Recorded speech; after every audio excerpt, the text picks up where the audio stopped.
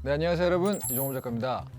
여러분 친구들 중에 진짜 트렌드를 잘 따라가는 친구들이 좀 두쫀쿠, 버터떡 이런 거 전혀 그런 게 있는지도 모를 때부터 제 주변에 친구들은 다 먹더라고요. 사실 제가 민감한 유행은 환절기 감기밖에 없거든요. 근데 우리나라의 이런 트렌드를 만드는 진정한 트렌드 세터가 누군지 아시나요? 뭐 G세대, G드래곤? 아닙니다. 바로 농민분들이에요. 농민분들. 농민하고 트렌드 세터 이게 붙는 게 좀 신기하죠? 야, 어디 최씨네가 이번에 토마토를 새로운 걸 심었는데 거기 굉장히 실하더라. 이런 얘기 한번 돌면 농가에서 전부 다 그 집에 가서 토마토를 얻어다가 한번 심어보고 막 그렇게 한대요. 이렇게 트렌드에 민감한 농업계에 그 트렌드를 이끄는 회사가 또 있다고 합니다. 바로 팜한농입니다. 일반 시민분들에게는 좀 낯설 수 있는 이름인데 농민분들한테 이 팜한농은 약간 IT계의 애플? 가전업계 LG전자 이런 느낌이에요. 이 팜한농이라는 회사가 어떻게 트렌드를 이끄는지 좀 궁금하지 않으십니까? 혹시 요즘에 수박 어떻게 생겼는지 보셨어요? 옛날엔 당연히 수박은 무조건 축구공, 무조건 농구공, 원형 같은 느낌이었거든요. 근데 요즘 마트를 가면 수박이 타원형 같이 있는 거예요. 미식축구공처럼 길쭉한 모양의 수박을 유행시킨 게 바로 팜한농입니다. 전 너무 신기했거든요. 팜한농에서 엄청 달달한 수박 품종을 한번 개발한 적이 있어요. 그런데 이제 이렇게 좋은 걸 만들고 나서 가장 나오는 고민은 이게 팜한농 거라는 걸 어떻게 티를 내냐, 이게 중요하거든요. 여러분 잘한 다음에 그걸 티를 내야 되죠. 그 고민을 하다가 어떤 분께서 야, 모양을 길쭉하게 해서 바꿔보자 해서 타원형 수박을 시장에 내놓은 거죠. 근데 이게 정말로 다른 수박에 비해서 굉장히 다하니까 소비자들 머릿속에는 길쭉한 수박은 굉장히 달달한 수박이다 라는 공식이 박혀버린 거죠. 그러다 보니 이제 다른 회사에서 어때요? 트렌드에 민감하니까 길쭉한 모양의 수박 종자를 너도나도 내놓기 시작한 거예요. 그렇게 지금 대한민국에 굉장히 많은 수박들이 타원형이 된 겁니다. 종자뿐 아니라 작물 보호제나 비료 분야에도 이 팜한농이 그린 바이오계의 트렌드를 제대로 이끌고 있다고 하는데, 오늘은 많은 분들이 몰랐던 대한민국 농업계의 절대 강자, 트렌드 세터 팜한농에 대해서 한번 얘기를 해보려고 합니다.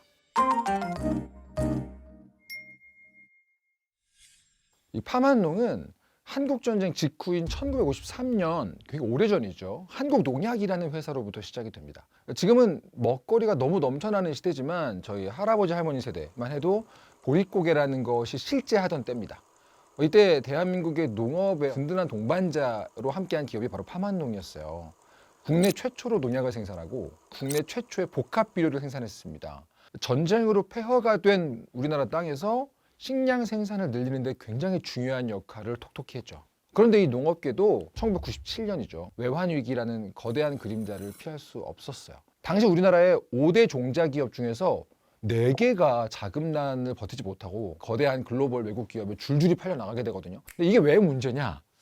최근에 전쟁 관련 뉴스를 보시면 상대국의 종자은행을 파괴했다는 뉴스 같은 거 보실 수 있을 거예요. 어떤 문제가 생기냐면 해당 국가의 식량난이 계속 나빠질 수 있어요. 종자라는 건 단순히 그냥 씨앗이 아니라 식량 안보라는 말 들어보셨죠? 식량 안보, 국가 경제, 미래 세대 우리 후손들의 생존에 직결되는 굉장히 중요한 기반입니다. 그렇기 때문에 IMF 시기에 이 종자 주권을 뺏기는 거 아니냐라는 걱정하는 목소리가 상당히 많았어요. 다행스럽게도 이 몬산토 코리아의 종자 사업권을 전격적으로 다시 사옵니다. 결국 외국에 뺏겼던 우리 씨앗을 되찾아온 거죠. 그리고 2016년 LG화학이 팜한농의 지분 100%를 인수하면서 지금의 탄탄하고 든든한 진영을 갖추게 된 겁니다. 여기서 굉장히 재미있는 사실 하나를 말씀을 드리면 LG그룹의 고 구자경 명예회장님은 말년을 어떻게 보내셨냐면 충남 연암대학교 인근에서 버섯 농사하면서 보내셨거든요. 그래서 LG가 팜한농이랑 함께하게 된 것도 농업 진짜 중요한 거다, 그런 철학 때문이 아니었을까 싶어요. 혹시 여러분 그 농활 들어보신 적 있어요? 지금 대학교엔 농활이 거의 없다고 제가 들었는데 저 때는 한창 있었거든요. 그러니까 여름 방학이다? 그럼 농활 가는 거예요, 무조건. 새까맣게 타가지고 막걸리만 많이 먹었던 기억이 나지만 이게 굉장히 힘든 일입니다. 심고 재배하는 것도 힘들지만 이 작물이 자라는 내내 옆에서 계속 신경을 써줘야 돼요. 그러니까 애 키우는 거랑 비슷해요. 계속 옆에서 봐줘야 돼요. 때마다 잘 자라라고 비료도 계속 뿌려줘야 되고, 또 이 비료 포대 하나에 20kg입니다. 진짜 무겁습니다. 이런 비료 관련해서 당연히 농가에는 여러 가지 고민들이 많이 있겠죠. 이걸 해결할 아주 획기적인 제품을 팜한농이 내놓습니다. 딱 한 번만 비료를 주면 그냥 끝내버리는 제품을 만들어버린 거예요. 이름도 굉장히 직관적입니다. 한 번의 측조라고 모내기 할 때 딱 한 번 기계로 딸깍 뿌려주면 나중에 수확을 할 때까지 비료를 줄 필요가 없는 제품을 만든 거예요. 와, 이거 진짜 신기합니다. 비료라는 게 심을 때뿐 아니라 자라나는 때도 뿌려줘야 되거든요. 심지어 비가 내리면 비료가 씻겨나가잖아요. 그런데 이 한 번의 측조는 일반 비료랑 다르게 비료에 코팅을 해놨어요. 그래서 영양분이 한 번에 쫙 빠지는 게 아니라 작물이 커나가는 거에 맞추어서 수확할 때까지 단계적으로 양분을 주는 거예요. 요거를 이제 완효성 비료라고 하더라고요. 좀 천천히 효과가 나온다 해서 노동력도 줄이고 비료 사용량도 줄이고 일석이조의 효과를 내는 셈인 거죠. 그런데 이 완효성 비료는 비료를 뿌리는 횟수를 줄여주는 장점은 있지만 코팅의 껍질 있죠. 그게 토양에 남는 문제가 또 있을 수 있거든요. 그러면 이제 또 판문동이 뭐라겠어요? 이 문제를 해결하겠죠. 국내 최초로 광분해 완효성 비료를 선보입니다. 이게 뭐냐면은 비료의 코팅 껍질이 햇빛에 노출되면 천천히 자연 분해되는 거예요. 또 최근에는 이 토양 속에 미생물로 분해가 이루어져서 땅 속에서도 코팅 껍질이 그냥 분해되는 그런 생분해 비료까지 냈습니다. 옆에 나라 일본의 경우에는 벼농사에 들어가는 비료의 70% 이상이 완효성 비료라고 합니다. 또 우리나라도 농촌의 일손 부족 문제가 되게 심각하고 또 환경 문제도 지금 중요하잖아요. 완효성 비료가 또 비료계의 되게 중요한 트렌드로 자리를 잡지 않을까 기대를 하게 되는 거죠. 게다가 파만농의 작물 보호제 사업이 국내에서 독보적으로 1위입니다. 업계 전체를 리딩하고 있는데 과거에는 여러분 농약이 대부분 액상이거나 가루였거든요. 근데 이게 문제가 좀 있습니다. 왜? 가루 형태는 쓸 때 어때요? 분진이 날리죠. 농민들이 그걸 마시게 되는 문제가 있어요. 액상 형태는 어때요? 당시에 액상 제형 제품은 솔벤트라는 화학 용제를 섞어서 쓰는 경우가 많았는데 이게 냄새가 굉장히 독하고 인체에 아주 좋지 않았던 겁니다. 농작물을 보호하려고 농약을 쓰는데 정작 농부들은 위험할 수 있는 그런 구조였던 거죠. 이런 문제를 해결하기 위해서 파만농이 어떤 걸 했냐면 액상수화제라는 제형을 개발합니다. 물을 베이스로 만들기 때문에 별도의 용제를 쓰지 않으니까 냄새가 없고 일단 액체 형식이니까 가루가 날리지도 않죠. 농민 입장에서는 굉장히 안전하게 작물 보호제를 사용할 수 있게 된 거죠. 농민들이 좋아하겠죠. 당연히 엄청 좋아합니다. 다른 업체에서도 이 트렌드 보니까 파마농 또 저런 거 만들었어? 비슷한 제형의 제품을 하나 둘씩 만들게 됐고 결국 국내의 작물 보호제 시장의 대표적인 제형이 이런 형태가 된 거죠. 최근에는 아예 번거롭게 논에 들어가지 않고 논둑에서 던지기만 하면 되는 투척형 제초제나 어떤 무인 항공기를 이용해서 뿌리는 제품 개발도 파만농이 선도하고 있다고 합니다. 그러니까 드론으로 하늘에서 이렇게 작물 보호제를 뿌리는 건 진짜 약간 멋있잖아요. 파만농이 국내 농업계를 이렇게 거의 선도하고 있으면 그 다음은 뭐겠어요? 당연히 다른 나라로 가야죠. 해외 시장으로 확대가 되고 있습니다. 그런데 우리나라 작물보호제 산업은 원천 기술이 약간 약합니다. 그러니까 작물보호제 원재 수입 의존도가 2022년 기준으로 91%가 넘습니다. 그러니까 국내에서 판매되는 대부분의 작물보호제가 수입산 원재로 만들어지고 있는 거죠. 그러다 보니까 이번에 전쟁 같은 그런 글로벌 이슈가 터지게 되면 원재 수급에 문제가 생기고 이게 우리나라 농민들에게 직격탄이 되거든요. 그런데 파만농이 국내 농업 관련 회사들 중에서는 R&D 투자에 거의 유일하게 굉장히 적극적인 회사입니다. 계속 뭘 연구하고 개발하는 회사인 거죠. 실제로 우리나라의 작물보호제 원재가 딱 7개 있는데 그중에 식용작물에 쓰이는 게 6개거든요. 이 6개가 전부 파만농 겁니다. 근데 이게 얼마나 어려운 거냐면 비용도 물론 많이 들지만 연구를 착수한 다음에 사업화까지 10년에서 15년이 소요돼요. 굉장히 길게 봐야 되는 사업인 거예요. 2018년도에는 한국화학연구원과 함께 제초제 원재 테라도라는 새로운 원재를 개발해서 출시를 했는데 이 테라도가 어떤 거냐면 엽록체가 있는 식물한테만 작용해요.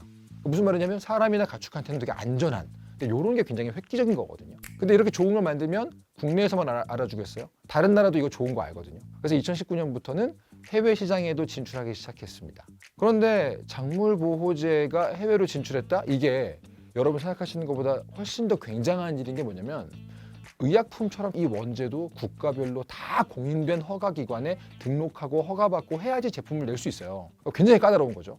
근데 이 상황에서 우리 테라도는 미국, 호주, 캐나다, 브라질에서 등록에 성공을 합니다. 이게 만드는 것도 어렵지만 파는 것도 진짜 어렵죠. 테라도가 브라질에 진출을 했는데 브라질이 얼마나 큰지 아시죠? 한국의 80배거든요. 그러니까 땅만 80배예요. 면적이 장난이 아니잖아요. 그러니까 또 그 나라에 맞게 홍보를 해야 되는데 테라도 제품 사진이 인쇄된 쇼케이스 트럭을 타고 1만 킬로미터, 얼마죠? 서울에서 부산까지죠. 그거를 12번 왕복할 정도의 거리를 달렸다고 합니다. 엄청난 대장정이라고 할 수 있죠. 상상만 해도 멀미가 나지 않습니까? 굉장합니다, 진짜. 이렇게 테라도의 기술력과 임직원들의 노력 덕분에 누적 매출 3천억을 돌파하는 굉장히 좋은 성과를 내고 있다고 합니다. 2028년도에는 이 테라도를 중심으로 해외 매출 비중을 한 40%까지 확대할 예정이라고 합니다. 이제 작물 보호제에도 K가 붙는 거예요. K 작물 보호제 어디까지 갈지 궁금해집니다. 농업 관련된 사업들은 농부나 농민들이 주된 대상으로 떠오르잖아요. 이 파만농은 소비자들에게 직접 다가가는 시도를 하고 있습니다. 대표적인 게 기능성 농산물 브랜드 비채예요. 비채가 무슨 뜻이냐면 비밀의 채소다 해서 비채입니다. 왜 비밀의 채소냐? 비채는 채소에 어떤 특정 기능 성분을 추가한 것들이거든요. 이게 유전자 변형을 한 게 아니에요. 그러니까 과학적으로 안전하게 개발한 품종인데 이거를 전문 농가들이 재배하는 방식으로 만들고 있어요. 예를 들어서 참외랑 되게 비슷한 모양새의 비타참이라는 제품이 있어요. 일반 참외에 비해서 활성산소를 줄여주는 어떤 베타카로틴 함량 이런 것들을 높여서 면역력을 높여준다거나 피부 건강에 도움을 준다거나 하는 그런 제품인 거죠.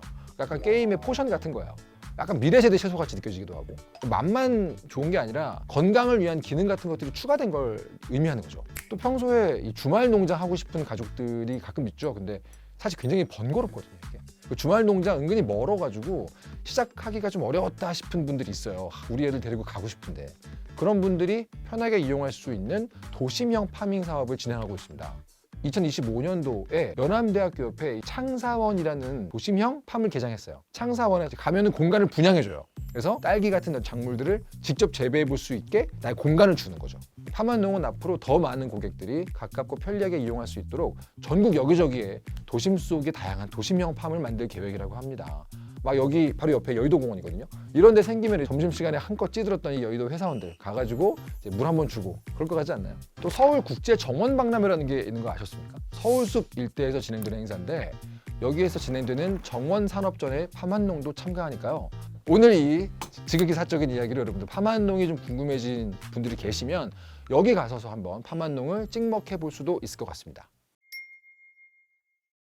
파만농의 임직원들이 늘 입에 달고 사는 사자성어가 하나 있거든요. 바로 우문현답인데요. 이게 뜻이 좀 달라요. 우리들의 문제는 현장에 답이 있다라는 의미를 쓰시더라고요.